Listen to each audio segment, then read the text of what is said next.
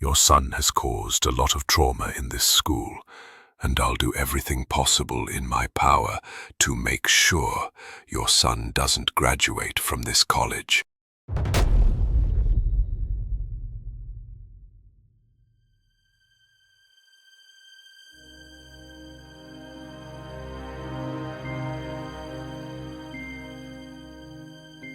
My name is Dami. I'm 14 years old, and for as long as I can remember, I've prayed for one thing, that it rains heavily every morning. Because when it rains, she hesitates. And on some of those rare days, she lets me stay home. But on dry days like this one, I have no escape. Dami! Her voice cuts through the thin plywood walls of our room like a blade. I sit up instantly, heart racing.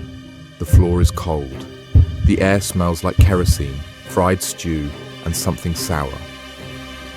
Your mates are already in school writing tests, and you're still on your bed by this time. You want to end up a mechanic like your useless father? I say nothing.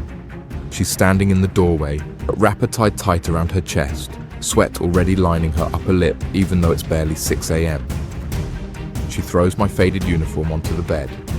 Stand up and wear your clothes. Now, my friend. My mother, Madame Teresa, everyone in the street calls her Iron Lady. They say she raised me alone after my father ran away with another woman when I was just a baby. But they don't know the whole story. Nobody does. They don't know that I used to enjoy school once, before the punishment started, before the voices began, before the incident with the slippers. I dress quickly, my fingers trembling as I button the loose collar. The uniform smells like the wash basin, damp and sour. I stuff my exercise books into the nylon bag with a small loaf of bread I hid from dinner last night. My slippers are by the door, one blue, one pink. A pair I had since primary too. But that's not the strange part. The strange part is, they move at night. I didn't believe it the first time. I had woken up around midnight to use the toilet behind our house. I stepped out of bed, but my feet touched nothing. I looked under the table, under the bench. Nothing. It wasn't until I got to the corridor that I saw them, my slippers, standing upright, facing the front door, as if waiting to leave. I didn't tell Mama. She would have slapped the spirit out of me. But since then, it happens often, always at night. Always facing the same door. I don't know what it means, or what they're waiting for, but deep in my bones, I feel like they're trying to tell me something. I say move. Mama yells from the front yard. I step into the morning sun, the slippers cold against my feet, and sling my bag over my shoulder. She's standing there, arms folded, squinting at me like she can see my thoughts.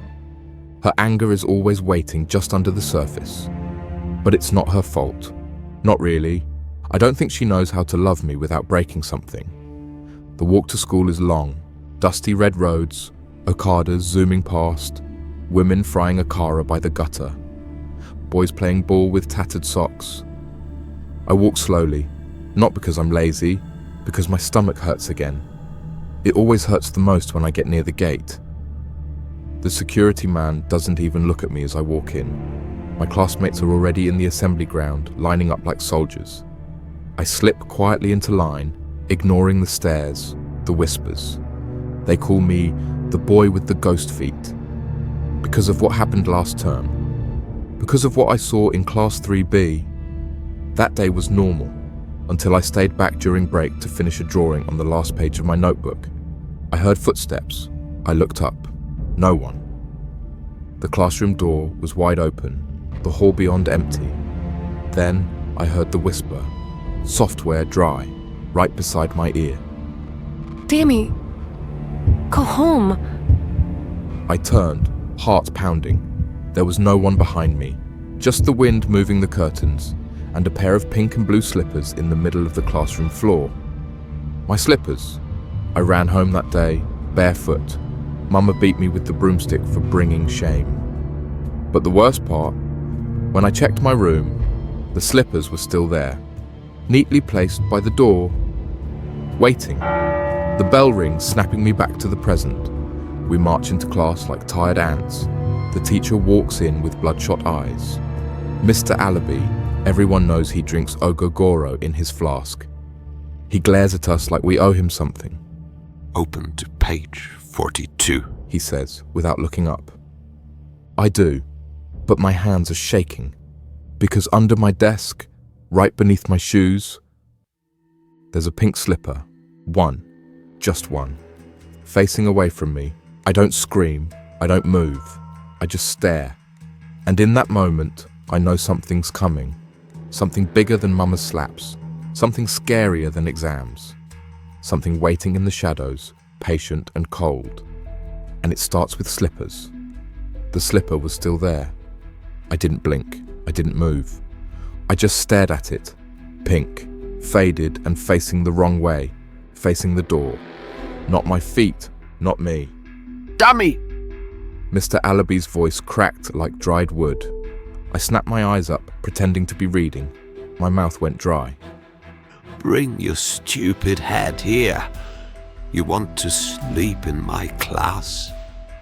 The class laughed, not because the insult was funny, but because they were afraid of not laughing.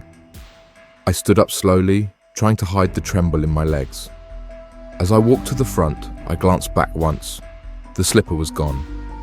He made me stand in the corner for the rest of the class. 30 minutes of shame, eyes burning into my back. But none of that mattered, because something had changed. Something was following me. After class, I went to the toilet behind the science block. It's the one place nobody likes. Too dark, too wet, too full of flies. But I didn't care. I needed silence. I needed to breathe. I locked the door, leaned against the wall, and then a whisper. You saw it, didn't you?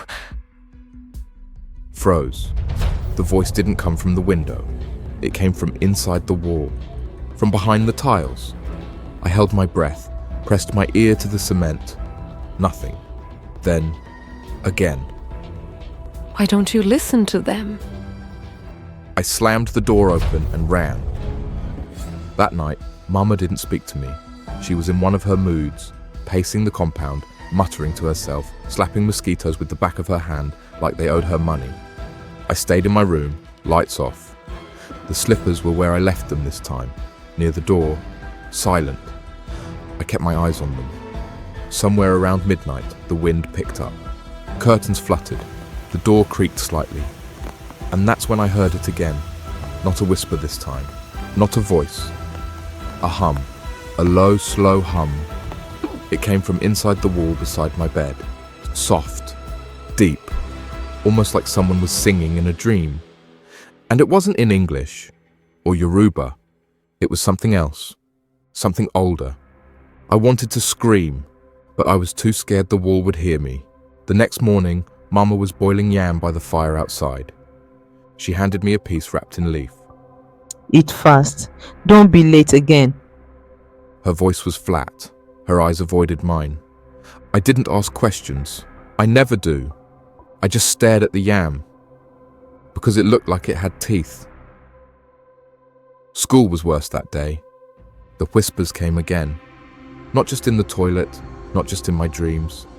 They came in the hallway, in the spaces between footsteps, in the flicker of the classroom light. Do you want to leave? We can show you how. But you must give something first. By break time, I had stopped pretending I was okay. I walked out of class and sat behind the abandoned generator room, a place nobody goes because the grass there cuts your legs and the flies never leave. I sat there shaking, not from fear, but because I was starting to believe them. That's when I met her. Hey, A voice said. I jumped. A girl stood a few feet away, holding a cracked metal lunchbox. Her skin was dark and clear, her eyes sharp, like she saw more than she was supposed to. you're Dami, right? I didn't answer. She walked closer and sat beside me. I know about the whispers. She said. My stomach dropped. What? I asked. She smiled slightly. They follow boys like you. The ones who see too much. The ones with broken mothers and no fathers. I stared at her, unsure if I was dreaming again. She opened her lunchbox. Instead of food, there was a small wooden carving, a pair of slippers, one pink, one blue. My brother had them too, before he disappeared. She whispered. She said it so softly, I almost didn't catch it. We sat behind the generator room, hidden by tall, sharp grass, the hum of flies buzzing in the air. She turned the tiny wooden slippers over in her palm. One pink, one blue, just like mine. My brother carved these before he vanished. He said they followed him, that they wanted something. I opened my mouth, but no words came. Instead, I looked down at my own feet. The real slippers. Dirt-stained, cracked, but still, there, still waiting. What happened to him? I asked quietly. Chisholm didn't answer at first. Then she whispered. He stopped obeying them. I swallowed hard. Obeying what? She didn't say. She just pressed the carving into my hand and said, They don't like when you ignore them. And if they ask for something, you must give it. I didn't understand any of it. Not yet. But I took the carving anyway, because a part of me already knew my slippers weren't mine anymore. That evening, I walked home slow. The wind was strong, the kind that comes before rain but never brings it. It whistled through the power lines and kicked red dust into the air. When I reached the house, Mama was sitting outside. She looked tired, too tired to shout. Where have you been? She asked. I didn't answer. She didn't press. Instead, she pointed toward the back of the house. I left your food there. I went behind the house. A plastic plate sat on the ground. Cold beans, no spoon. That's when I realized something. I wasn't angry. I was used to this. And maybe that's what scared me more than ghosts. That night, I didn't sleep. I sat on the edge of my bed, holding the carved slippers in one hand and staring at the real ones by the door. They hadn't moved yet, but I could feel them watching, waiting. Around 2 a.m., I blinked, and they were gone. I shot to my feet, eyes scanning the room, the corners, the cracks under the table. Gone. Then I heard it. Tap, tap, tap. Soft plastic on concrete, coming from the hallway. I opened the door slowly, heart pounding. The corridor was dark, lit only by the flickering bulb near Mama's room. I took one step, then another. Tap, tap. The sound moved ahead of me. I followed. The slippers led me outside, past the clothesline, past the doghouse no dog had lived in since I was 5, toward the back wall. And there, they stopped, right in front of the pit latrine. I froze. They were upright, facing the toilet door, as if someone invisible was standing in them, or waiting for me to open it. I stepped back, and the door creaked open by itself. The air that rushed out was wrong. Not the usual stench. It smelled sweet, like rotten fruit soaked in perfume. I held my nose. Is this a dream? I whispered. Then I heard it. A voice. Low. Ancient. Right behind me. You're ready now? I spun around. No one was there. But the air shimmered, like heat waves rising from tar. Then I saw something. A shape. A woman, or something that used to be a woman, standing just behind the slippers. Tall. Skin dark as charcoal. Her body wrapped in cloth that didn't move with the wind. Her eyes were missing. Just 2 dark holes. She lifted a hand, long fingers, sharp nails, and pointed to the toilet. Bring something back. She whispered. Then we will begin.